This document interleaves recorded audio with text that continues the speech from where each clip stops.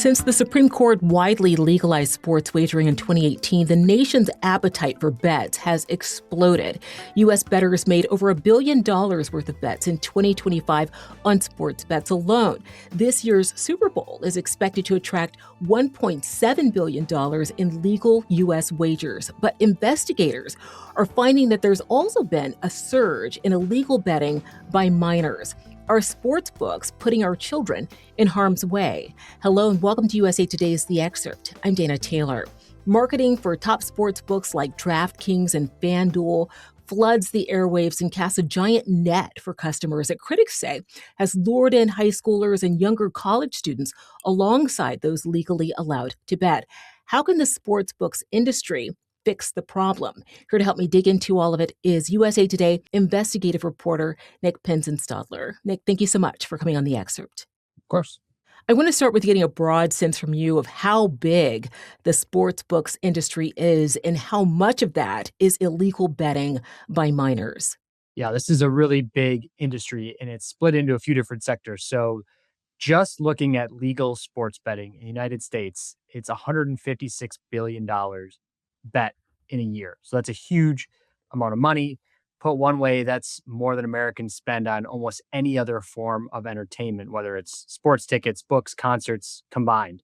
So it's a huge amount of money, and that equates to about $15 billion in revenue for these regulated markets. And again, that's just in the backdrop of the entire slice of the pie of in-casino gambling, and then the offshore unregulated market, and then the emerging prediction markets, which is another 80 or so billion dollars wagered every year by Americans. And Nick, how many minors are participating in sports betting nationally? Do we have any way of measuring that? So this is the big question right now that has a lot of people's attention. So it's really hard to measure. It's basically only surveys and asking kids whether they do. So of course it's relying on their honesty. But some estimates say it's as much as 60 or 80% of high schoolers who gamble. There was a new study of just young boys, 11 to 17, that estimates it's about a third of those young boys that bet or gamble in some way. But this was one of the questions we wanted to answer and try to determine what's available and what's out there to get some more firm data on this. The US-based sports books all say they've implemented standard age screening technology to try to keep minors out of their platforms. What is the technology, and then how are these kids still getting access? So we looked at the back end of this where the regulated sports books are reporting underage bettors on their apps and catching them. And how they get caught is usually a trigger of one of those know your customer rules. So when you make an account, you need to have a real person with a real social security number and a bank account and an address.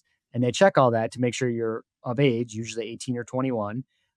But there are, of course, are ways around that. And kids are exploiting that, whether they steal someone's identity, whether they borrow someone's identity, or whether they use like a parent without their knowledge and use their ID to upload it.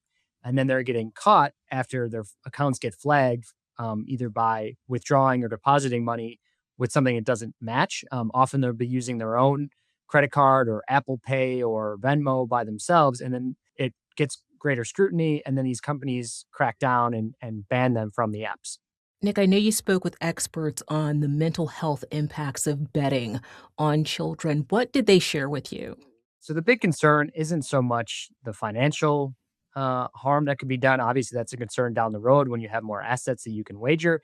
But really, it's this mental health issue. And some of the things that go along with this are often substance abuse, and you start to see kids withdrawing from social situations. And then if they're chasing losses, they're looking to borrow money. They're exhibiting some of these behaviors that are often associated with problem gambling when they're obsessed and they can't stop checking the lines and the odds. And it can really spiral for people and get out of control. It really is much like a substance abuse disorder. And I know you also talked with some of the minors who used these platforms. What was their experience like?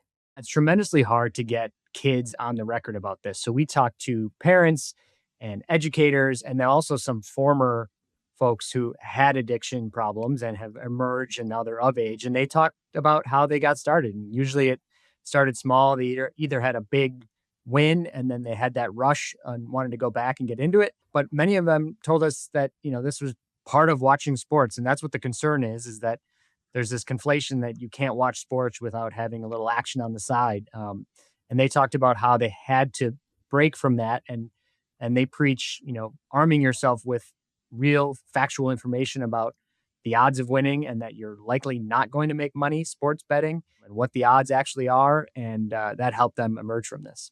Well, are the states weighing in here? What are they doing to combat the problem? So we went after the state regulators in these regulated markets to measure what they were doing, and really they're counting and watching these sports books and these wagering platforms to tell them how many kids are trying to get on your platforms, and then they threaten, sanctions, and they threaten to move these on to law enforcement. But that's largely not happening. One of the main findings of our story is that a lot of this is just information gathering, because no one really wants to put kids in jail. It's a low priority fine in many places. And even then, it's not really breaching district attorneys to make that decision. So they're really watching and threatening sanctions if you're not following the rules. What do regulators at the federal level recommend the sports books do? There hasn't been a ton of attention at the federal level since the Supreme Court made this big change. This is largely states making these rules. The one area where we're seeing more attention is the prediction markets. You hear these companies, Kalshi, Polymarket, and then some of these big sports books are getting into this space because that is a federally regulated commodity, these event contracts. So this is a little different than the normal sports betting that you might be used to, but that's where the feds are starting to get involved. And then again, on the state side, they're starting to sue and try to block some of those sites. You also heard from parents, teachers, young people themselves who all had ideas on how to address the issue of underage gambling. What did they tell you? There are some really, interesting things happening where this is getting rolled into health curriculum and, addressing this just like any other, risky behavior and educating kids instead of punishing them or threatening them. I think that's a really interesting avenue for this. We also heard that there's concern that this is becoming part of every gaming experience and everything has to have a gamble into it. So there's thoughts about restricting some of that, restricting how much exposure there is. One expert I talked to said he wishes there was a sports channel where you could eliminate the advertising that you see, and you just wouldn't be completely inundated with sports betting and the odds and the money aspect of this without enjoying sports. Finally, Nick, what's the biggest takeaway you have on this story? I was really interested in this disconnect between how seriously this gets taken by the regulated sports books and the regulators themselves at the state level. Everyone talks that, they realize this is a problem. It's a growing problem. There is a ton of money invested in stopping kids, but really it's this game of whack-a-mole. And what we saw was this tremendous amount of paperwork being created where a kid gets flagged, investigated, eventually banned. It creates this whole chain of paperwork that goes up to the state level, and then it gets filed away. That's kind of the end of the road for them. They end up not being able to bet on that platform anymore, but that's really it. So there's a ton of attention, a ton of resources to this problem, but there's not a ton of follow through at the very end of the day besides banning you from that one single app. And if you're a kid looking to make a bet, there's likely a way for you to go find a way to do it. Nick Pinson-Stadler is an investigative reporter for USA Today. Thank you so much for sharing your reporting here, Nick. Thanks for having me. Thanks for watching. I'm Dana Taylor. I'll see you next time.